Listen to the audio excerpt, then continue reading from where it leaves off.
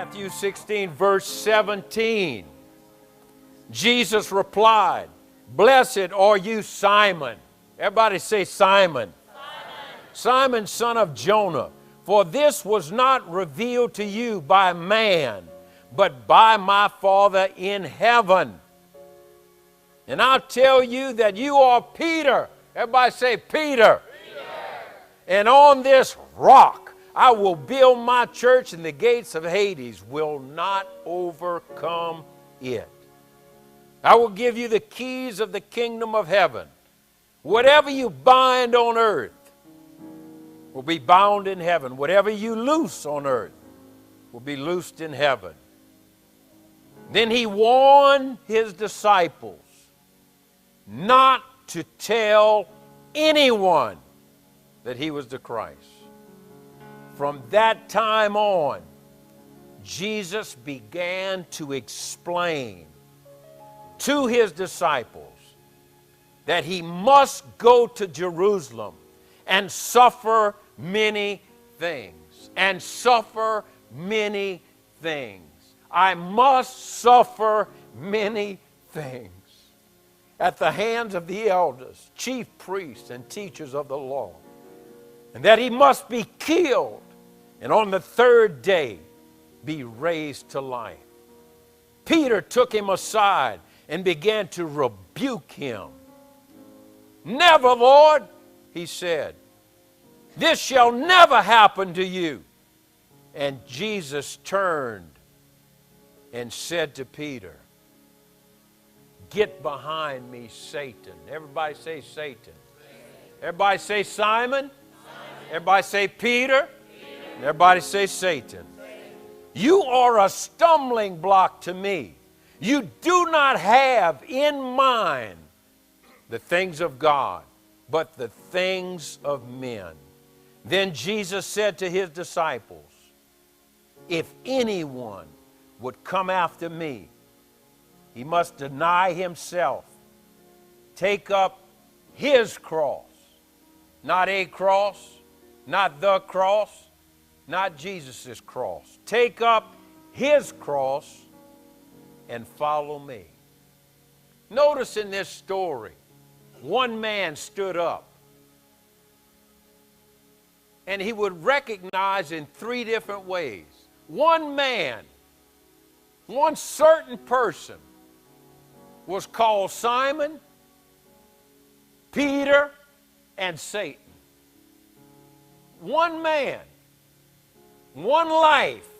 Jesus saw this man and saw him in three different areas. He saw him as Simon, he saw him as Peter, and he saw him as Satan. You ever thought about that? You know, Jesus knows all of us. You know, if you hang around me long enough, you'll know all of me.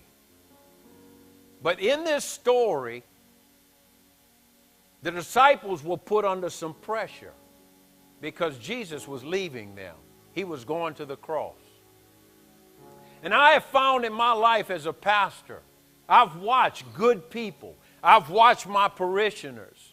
I've watched Christians over the years, and I've experienced the same thing. When Christians are put under pressure, everything that's in them come out of them. Simon, it really means he was implying the unstable one. Peter, the rock, solid, stable. Jesus is pointing to Peter in the midst of all the other disciples and calling him the rock. Stand up, Troy. You the rock. That does something for you. You the rock.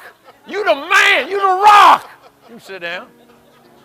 I mean, who does not like to be called the rock? I don't want to be called unstable. I don't want to be called, you know, being unstable is like water. It's just blown around. The wind moves it. Y'all with me? The rock. And then we see further in this story, he calls Peter. He looks straight at Peter.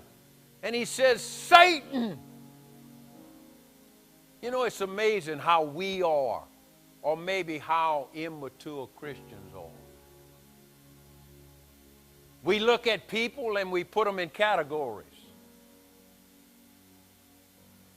That's Sister Geraldine. She's a holy lady. We give her a plus.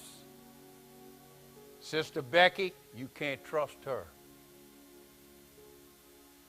Brother Roger, man, what he tells you, he'll do it. But Jerome, you got to watch him close. Don't we do that? Nod if you do that. You ain't going to nod now. You'll nod at home because you know I'm talking to you. We will put people in category. But Jesus always saw people by the Spirit. He saw them by the Spirit. He loved them unconditionally. He saw Simon in his wavering ways, unstable ways. He saw Peter as the rock. Peter, you got a revelation.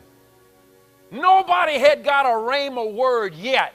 Jesus didn't even teach them he was the Messiah. This came straight from heaven. The Father told him. It wasn't revealed to him by flesh and blood. And the man, Jesus is like, Peter, you're the rock, man. I'm giving you keys. You know, and this is what's going to happen in the days to come. God's going to lay his burdens. And God's going to put his power. And God's going to put his anointing on the back of men and women that sense the will of God, that hear the word of the Lord. Through every move since Jesus came, men stood up. Notice only one stood up. Where were the 11? Nobody else said anything. Jesus asked them all. He said, who do you say I am? They said, some say you're John the Baptist. Some say you're Elijah. Some say you're Jeremiah. Some say you're another prophet. Some say, I don't know about you, but I ain't listening to the some say. I know who he is. I remember I asked a guy, I said, you know Jesus? He said, yeah, Jesus married Mary Magdalene. I corrected him right there. Some say he did that. Some say he sinned. Some say he was just a good man. But in my life, he's the Messiah. He's the King of Kings and the Lord of Lords. And I tell you, for too long, the silent majority in the church has shut up and quit telling people who Jesus is.